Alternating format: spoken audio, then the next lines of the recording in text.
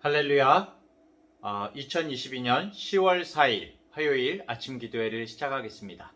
오늘도 하나님의 귀한 말씀을 함께 묵상하고 또 기도함으로 복된 하루를 시작하는 우리 성도님들 되시기 바랍니다. 오늘 하나님의 말씀은 사무엘하 11장 1절부터 13절까지의 말씀입니다.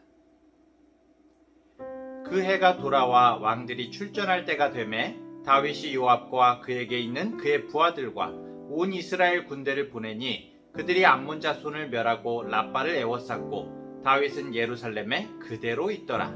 저녁때에 다윗이 그의 침상에서 일어나 왕궁 옥상에서 거닐다가 그곳에서 보니 한 여인이 목욕을 하는데 심히 아름다워 보이는지라. 다윗이 사람을 보내 그 여인을 알아보게 하였더니 그가 아뢰되 그는 엘리암의 딸이요 햇사람 우리아의 아내 밧세바가 아니니까 하니 다윗이 전령을 보내어 그 여자를 자기에게로 데려오게 하고 그 여자가 그 부정함을 깨끗하게 하였으므로 더불어 동침함에 그 여자가 자기 집으로 돌아가니라. 그 여인이 임신함에 사람을 보내 다윗에게 말하여 이르되 내가 임신하였나이다 하니라. 다윗이 요압에게 기별하여 햇사람 우리아를 내게 보내라 하매 요압이 우리아를 다윗에게로 보내니 우리아가 다윗에게 이르매 다윗이 요압의 안부와 군사의 안부와 싸움이 어떠했는지를 묻고 그가 또 우리아에게 이르되 네 집으로 내려가서 발을 씻으라 하니 우리아가 왕궁에서 나가매 왕의 음식물이 뒤따라가니라. 그러나 우리아는 집으로 내려가지 아니하고 왕궁 문에서 그의 주의 모든 부하들과 더불어 잔지라. 어떤 사람이 다윗에게 아뢰되 우리아가 그의 집으로 내려가지 아니하였나이다. 다윗이 우리아에게 이르되 네가 길 갔다가 돌아온 것이 아니냐 어찌하여 네 집으로 내려가지 아니하였느냐 하니 우리아가 다윗에게 아뢰되 언약궤와 이스라엘과 유다가 야영 중에 있고 내 주 요압과 내 왕의 부하들이 바깥 틀에 친치고 있거늘 내가 어찌 내 집으로 가서 먹고 마시고 내 처와 같이 자리이까. 내가 이 일을 행하지 아니하기로 왕의 살아계심과 왕의 혼의 살아계심을 두고 맹세하나이다 하니라. 다윗이 우리아에게 이르되 오늘도 여기 있으라. 내일은 내가 너를 보내리라. 우리아가 그 날에 예루살렘에 머무니라. 이튿날 다윗이 그를 불러서 그로 그 앞에서 먹고 마시고 취하게 하니 저녁때에 그가 나가서 그의 주위 부하들과 더불어 침상에 눕고 그의 집으로 내려가지 아니하니라. 아멘. 성경에서 우리는 하나님께서 아끼시고 크게 사용하신 여러 인물들을 만나게 되지요. 다윗도 그 중에 한 사람이었습니다. 다윗을 표현하는 말 중에 하나님의 마음과 합한 자라는 말이 있죠. 하나님의 마음을 이해하고 그 앞에서 정말 주님과 함께 살려고 노력했던 다윗을 나타내는 말이라고 할 수 있습니다. 하지만 이 다윗조차도 정말 완전한 사람이 아니었습니다. 하나님 앞에서 흠없이 산 사람도 아닙니다. 많은 실수를 했고 말씀에 불순종하기도 했습니다. 또 전쟁 가운데 많은 사람을 죽이기도 했지요. 이스라엘 역사상 정말 가장 훌륭한 왕으로 여겨지는 다윗. 하지만 그의 인생 가운데 도저히 씻을 수 없고 정말 지울 수 없는 치명적인 오점을 남긴 사건을 오늘 성경은 보여주고 있습니다. 11장 1절을 볼까요? 그 해가 돌아와 왕들이 출전할 때가 되매 다윗이 요압과 그에게 있는 그의 부하들과 온 이스라엘 군대를 보내니 그들이 암몬 자손을 멸하고 라빠를 에워쌌고 다윗은 예루살렘에 그대로 있더라. 지난번 암몬과의 전쟁에서 이스라엘이 승리하기는 했지만 완전히 싸움이 끝난 것은 아니었습니다. 그렇게 해가 지나고 다시 암몬과의 전쟁이 시작이 됐는데요. 특별한 부분은 없지만 뭔가 다윗의 모습이 왕이 되기 이전의 모습과는 다르고 부자연스러운 면이 있는 것 같습니다. 뭘까요? 예전에 다윗은 나라에 정말 커다란 전쟁이 있을 때 앞장서서 적군에게 나아가는 그러한 모습이 있었습니다. 골리앗에게 나아갈 때도 마찬가지였죠. 그런데 오늘 본문에서는 자신은 예루살렘에 남아있고 요압과 다른 장수들만 전쟁터로 보낸 것으로 보여지죠. 이런 전쟁의 상황 가운데에도 자신은 왕궁에 머물면서 마치 인생의 여유를 느끼고 있는 모습으로 보여집니다. 유유자적하고 인생의 고민이 없어 보이죠. 자, 그런데 문제는 시험과 유혹은 바로 이렇게 아무 일이 없을 때에, 유유자적할 때에 우리에게 찾아온다는 것입니다. 마음이 완전히 풀어졌을 때. 어느새 풀어져 있는 다윗의 마음에 죄에 대한 경계의 빗장이 풀려버렸고, 이제는 하나님께서 허락하신 것 이외에 다른 것에 눈을 돌리게 됩니다. 어느 날 저녁 시간에 목욕하고 있던, 이 옥상을 거닐다가 보니까 목욕하고 있던 햇사람 우리아의 아내 밧세바의 모습이 멀리 보였던 거죠. 다윗은 여기서 하나님 앞에 자신이 서 있음을 잊어버리게 됩니다. 하나님의 시선을 의식하지 못하고 자신의 욕망을 따라 하나님이 계시지 않은 듯이 행동하게 된 것이죠. 결국 신하의 아내인 밧세바와 불륜을 저지르게 됩니다. 그리고 아마도 다윗은 이 일을 자신의 순간적인 감정을 핑계로 그냥 아무 일도 없었다는 듯이 덮고 넘어가려고 생각했었던 것 같습니다. 그런데 하나님께서는 이 일을 그냥 지나치게 하실 수 없었던 것 같습니다. 밧세바가 다윗으로 인해서 임신을 하게 된 것이죠. 정말 여기에서라도 멈추고 하나님 앞에 회개하면서 뭔가 자신의 잘못을 책임질 그런 생각을 했어야 하는데, 다윗의 마음은 더욱 강팍해졌고 결국 자신의 잘못을 덮어버리기 위한 그런 방법을 찾기 시작합니다. 다윗이 먼저 생각한 것은 전쟁터에 나가 있는 밧세바의 남편 우리아를 불러들여서 밧세바와 동침하게 하고, 그래서 밧세바의 태중에 생긴 아이가 자신이 아닌 우리아의 아이로 받아들여지도록 그렇게 계략을 짠 것이죠. 다윗은 우리아를 불러서 여러 가지 전쟁터의 그 전황을 물은 다음에 집에 가서 쉬라고 말합니다. 8절을 볼까요?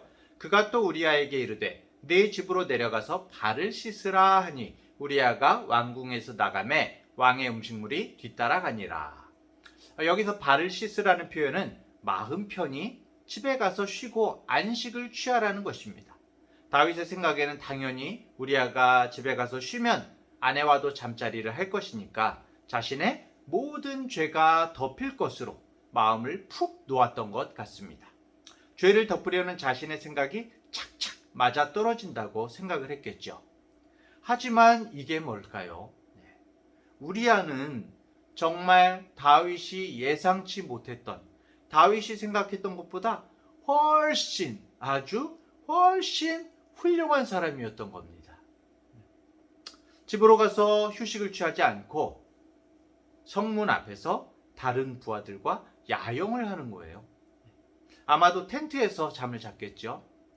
이 사실을 한 다윗이 우리아를 다시 불러서 왜 집에 가서 편히 쉬지 않았냐고 묻게 됩니다. 그러자 우리아가 대답을 하는데 이 대답이 참 걸작입니다.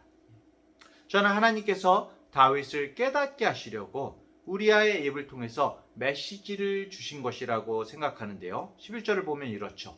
우리아가 다윗에게 아뢰되 언약궤와 이스라엘과 유다가 야영 중에 있고 내 주 요압과 내 왕의 부하들이 바깥 들에 진치고 있거늘 내가 어찌 내 집으로 가서 먹고 마시고 내 처와 같이 자리이까. 내가 이 일을 행하지 아니하기로 왕의 살아계심과 왕의 혼의 살아계심을 두고 맹세하나이다 하니라. 하나님의 궤도 전쟁터에 나가 있고 같이 싸우는 전우들이 모두 전장에 있는데, 바깥에서 고생하고 있는데 어떻게 나 혼자 집에 가서 편히 쉴 수가 있습니까? 이런 말이죠. 우리아가 이 말을 할 때 다윗의 마음이 어땠을까요? 일말의 양심이 꿈틀대지 않았을까요? 하나님께 회개하고 우리아에게 죄를 실토해야겠다는 그런 생각이 들지 않았을까요? 다윗은 정말 이전에는 지금의 우리아와 같은 모습이었습니다. 다윗은 하나님과 하나님의 백성에게 시선을 집중했었습니다. 언제나 하나님과 동행하고 하나님께서 맡겨주신 백성들을 잘 보살피려고 노력했었습니다. 하지만 어느 순간 하나님과 하나님의 백성에게 향해 있어야 할 다윗의 눈이 자신의 기쁨을 위한 곳으로만 향하고 있습니다. 다윗은 육체의 정욕을 이기지 못하고 결국 넘어지고 말았습니다. 그리고 하나님과 백성에게 큰 죄를 지었음에도 불구하고 오히려 인간적인 교묘한 방법을 통해서 자신의 죄를 덮으려고 애쓰는 그런 모습을 보이고 있는 것이죠.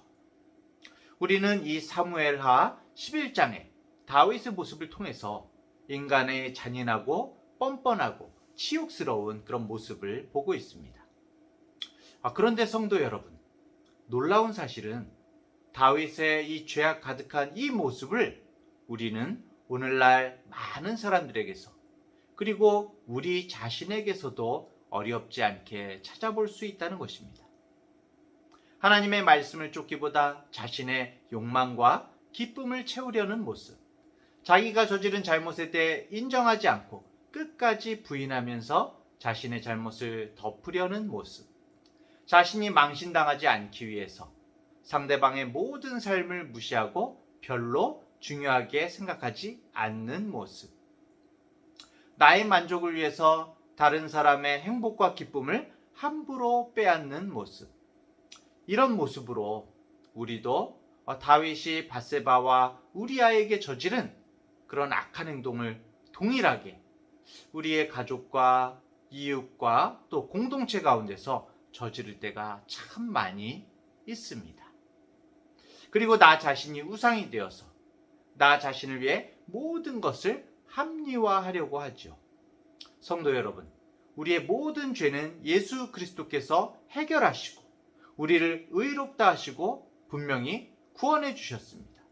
하지만 그럼에도 불구하고 우리가 의도적으로 죄를 짓고 자신의 죄를 회개하지 않고 합리화한다면 그것은 예수 그리스도의 십자가의 공로를 무시하고 우습게 여기는 모습과 같은 것입니다.